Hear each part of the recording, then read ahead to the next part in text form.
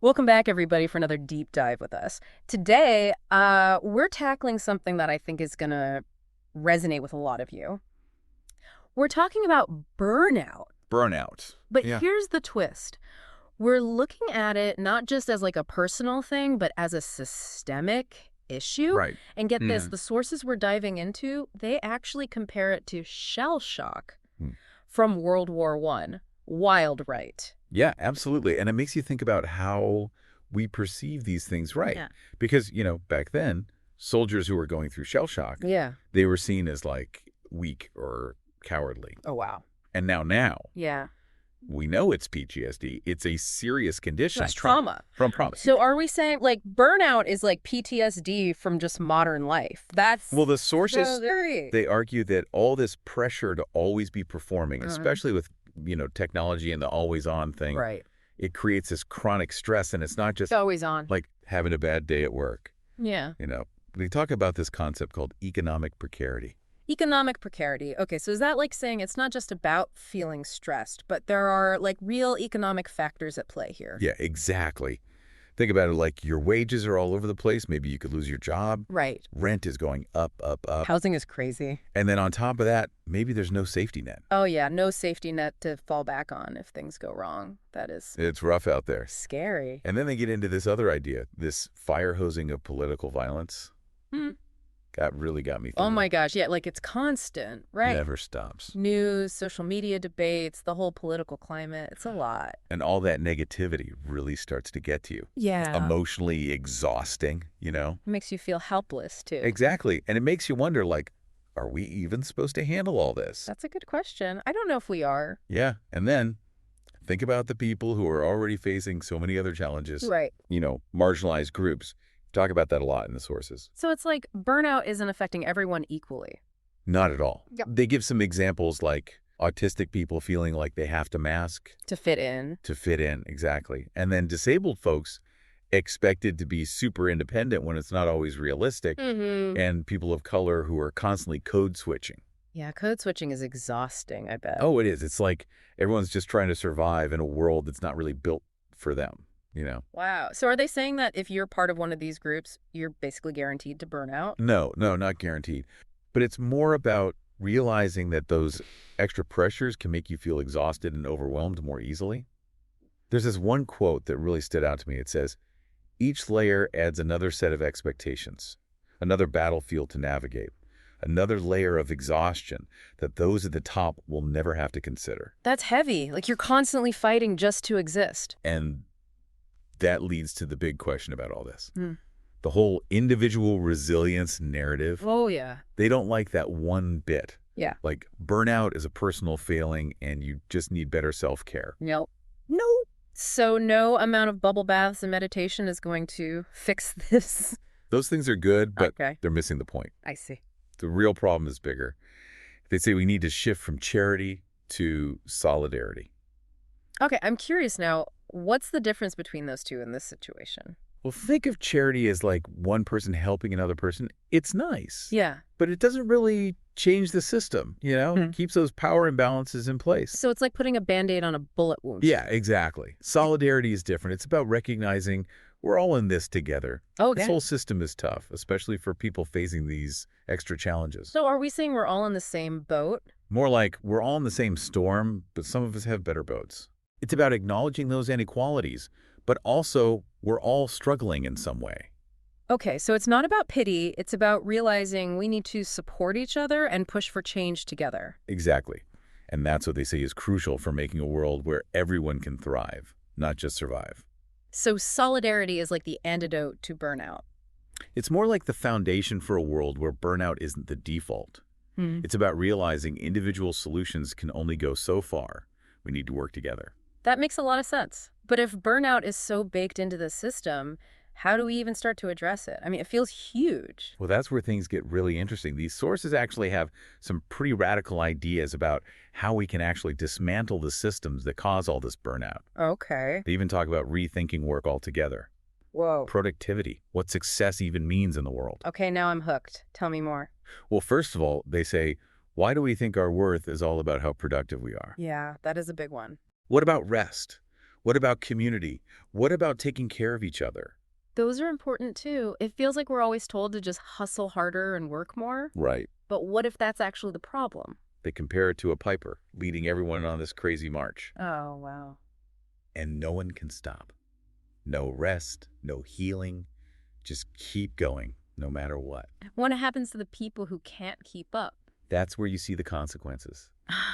And it hits autistic and disabled people especially hard, according to the sources. Burnout becomes this constant thing for them. Oh, wow. Like just a way of life, trying to fit into a world that wasn't made for them. It's like the system is working against them from the start. Yeah, and it shows how much ableism is built into everything. But there is some good news. Okay. Even with all that, people are resisting, That's good to hear. finding ways to survive and be themselves, making spaces for each other. That's so important. And that's another thing. They don't want us to think of this exhaustion as weakness. No. It's a normal reaction to a crazy situation. We're being asked to do so much with so little support. Yeah, it doesn't feel sustainable at all. And when we finally hit a wall, the system just offers charity. But wait, didn't we just talk about how charity isn't really the answer? Exactly. They point out that charity just keeps things the way they are. It helps individuals, but it doesn't change the system itself. It's like giving someone a fish instead of teaching them how to fish. Exactly. Yeah. So yeah, we're back to solidarity. Solidarity. It seems like that's the key theme here. They say it's the only way to make a world where everyone can thrive, not just barely get by. But what does solidarity actually look like in real life? How do we make it happen? Well, they say we need to start questioning everything we think we know about work, Okay. about productivity, about what it means to be successful. Right. Like, what if instead of praising people for working all the time, Yeah. we valued rest and community? I mean, who wouldn't want that? Right. It's like we've been programmed to think our worth is tied to how much we do. Yeah, it's hard to break away from that. But you're saying break free. Break free. We're not machines. We're humans. We're humans. And we need systems that understand that. So it's not about making ourselves more resilient. Right. It's about making the system more resilient. Exactly. Our well-being is all connected. We can't thrive unless everyone can thrive. That's powerful. But how do we even begin to shift an entire system? It's kind of daunting. Well, they say the answer is collective action. We can't just self-care our way out of a system that's designed to use us up. Oh yeah, no amount of bubble baths is going to fix that. We need to challenge the structures, The structures. fight for better policies, and build communities that support each other. So we don't have to wait for permission to make things better. Nope. We can make our own power. We can. We're not alone in this. I love that. It's like instead of asking, why are you burned out? We start asking, why does the world demand this of us? Yes. And then we actually do something about it. It's about shifting from blame to action. Yes. We're in this together. But what about in the meantime? While we're working to change the whole system, how do we deal with the burnout we already have? Right. It's like we need a revolution and a nap. They do have some advice about that. They do. Okay, good, because I need some of that advice. They say it's like first aid for burnout. First aid for burnout? Yeah. Okay, what kind of first aid? Well, first thing, boundaries. Boundaries. You got to set them. Okay. Learn to say no to things that drain you. Easier said than done. I know, right? Sometimes. But they say it's crucial. And prioritize things that make you happy, that fill you up. Yeah, that makes sense. Can't pour from an empty cup, they say. That's it. You know, I actually struggle with the boundary thing myself. Really? Yeah, I feel guilty saying no sometimes. Yeah, I get that. Like, I should be able to do it all. Oh, yeah, that hustle culture is tough. But the thing is, when you take care of yourself, you can actually do more to help change the system. So taking care of myself is actually an act of rebellion. I like that. It's like saying, I'm not playing by your rules anymore. I'm going to be happy and healthy, and that's going to change everything. Exactly. And that's where individual and collective action meet. When we value our own well-being, Yeah. we fight for a world that values everyone's well-being. It's a ripple effect. It is. The more people who set boundaries, Yes. the more the system has to change. I can see that. It's like we're all saying together, enough is enough. We deserve better. We deserve better. And this brings us back to shell shock. Okay. Remember how we talk about how our understanding of trauma has changed? Yeah. They're saying we need the same shift with burnout. So instead of seeing it as a personal weakness, Yeah. we see it as a normal reaction to a messed up system. Exactly. And just like we found better ways to help people with PTSD, Right. we need better ways to deal with burnout. This has been a really insightful conversation. I'm I'm gonna, seeing burnout in a whole new light now. yeah, it's made me think too. Not just for myself, but for society as a whole. And, they don't give us all the answers, but they give us a way to understand all of this. A framework. A framework. Mm-hmm. It's about collective action. It's about solidarity. Solidarity. It's about building a better world. It's like they're giving us permission to step off that treadmill The treadmill. and start building something new. Something better. A path that leads to well-being and community, a more human way of life. Exactly. I'm actually feeling pretty hopeful now. It's like, yeah, the system's a mess, but we can change it. We have the power. And that's the most important thing to remember, right? Yes. We're not helpless. We don't have to just accept this. We can fight back and create something better. We can. That's a great takeaway. So for everyone listening, Everyone listening, you're not alone in this. And you have the power to make change in your own life in your own life and in the world. and in the world. We can do this. Yeah. So what are some of those radical ideas? What are some of the solutions that these sources offer? I'm really curious to dive into that next. Oh, I'm excited to get into that. That's where things get really exciting. They challenge everything we think we know about work and success. All right, let's do it. We'll be right back after a short break to explore those radical ideas and see if they can help us build a brighter future. Stay with us. See you soon. They really challenge this idea that we have to be productive all the time. Yeah. Like it's the only thing that matters. Right, like our worth is tied to our output. Exactly. Yeah. What about rest? Yeah. Taking care of ourselves. Yeah. Having a community. It's like society is telling us we always have to be grinding. All the time. But what if that's actually making things worse? That's what they're saying. They use this metaphor of a piper, Oh. leading everyone on this relentless march. Okay, I like that. And you can't stop. No rest, no time to heal, just keep going and going. And what happens to the people who just can't keep up with that pace? Well, that's where it gets really tough. The sources talk about how this pressure to perform has a huge impact on autistic and disabled people. Right. For them, burnout becomes this chronic condition. Oh, wow. They're constantly trying to navigate a world that wasn't built for them. It's like the system is against them from the start. Yeah, it really highlights how much ableism is built into everything. Ah. But here's the thing. Okay. Even with all of that, people are finding ways to resist, to survive, to push back, to create their own spaces. That's so inspiring to hear. Like, even when the system is working against you, you can still find strength and resilience and community. Absolutely. Yeah. And the sources emphasize that this exhaustion we're all feeling, it's not a weakness. Right. It's a normal reaction to a crazy situation. So it's not that we're not strong enough, it's that the system is just broken. Exactly.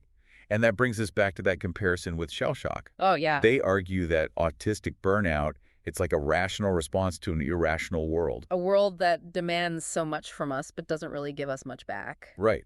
And when we hit that wall, the system just offers charity. But we talked about how charity isn't really a long-term solution, right? Okay. Exactly. Yeah. The point is that charity often just maintains the status quo. It helps individuals, but it doesn't challenge the system itself. It's like that saying, give a man a fish, he eats for a day. Teach a man a fish, he eats for a lifetime. Exactly. So yeah, we're back to solidarity. Solidarity, it keeps coming back around. It's essential for creating a world where everyone can truly thrive. Okay, I get that solidarity is important, but what does it actually look like? How do we actually make it happen? Well, they suggest we start by questioning everything we think we know about work and productivity and success. Like questioning the whole system. Yeah. Like, what if instead of celebrating the hustle and grind, we valued rest, care, community? That would be a huge shift. Yeah. Like, we've been programmed to believe that our worth is all about how much we produce. And they're challenging us to break free from that. Break free. To remember that we're not machines. We are not machines. We need systems that respect our humanity. So, instead of trying to make ourselves more resilient, we need to create a more resilient system. Yes. We're all connected. No one can truly thrive until everyone has the space and support to do so. That's a beautiful vision, but it also feels a bit overwhelming. How do we shift an entire system? Well, they emphasize collective action. We can't just self-care our way out of this. Right. Bubble baths aren't going to dismantle the system. We have to challenge the structures, fight for better policies, build communities. So it's about taking action, not waiting for someone else to fix it. Exactly. We have the power to create change. Yeah. Even when it feels impossible. I love that. So instead of asking, why are you burned out, we ask, why does the world demand this of us? And then we do something about it. Exactly. It's about shifting from blame to action, recognizing that we're all in this together. Exactly. We're not alone. But while we're working towards changing the system, how do we deal with the burnout we're already feeling? That's a great question. It's like we need a revolution and a nap, right? Yeah. The sources do talk about that, but it's like while we're working on the big picture, we also need to take care of ourselves right now. Right, because we can't just wait for the revolution to happen. Exactly. They call it like first aid for burnout. First aid for burnout. I like Wow. that.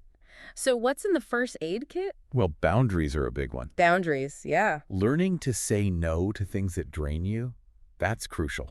Oh, I know I need to get better at that. It's tough. Yeah, it is. But they say it's really important. And also making time for things that bring you joy. Things that recharge your batteries. Or Exactly. That whole can't pour from an empty cup thing, you know. Yeah, I feel that. You know, I actually struggle with setting boundaries myself. Oh, really? You seem so on top of things. Oh, I try, but I often feel guilty saying no. I get it. Like I should be able to handle everything. Oh, yeah. That whole hustle culture thing is hard to shake. It really is.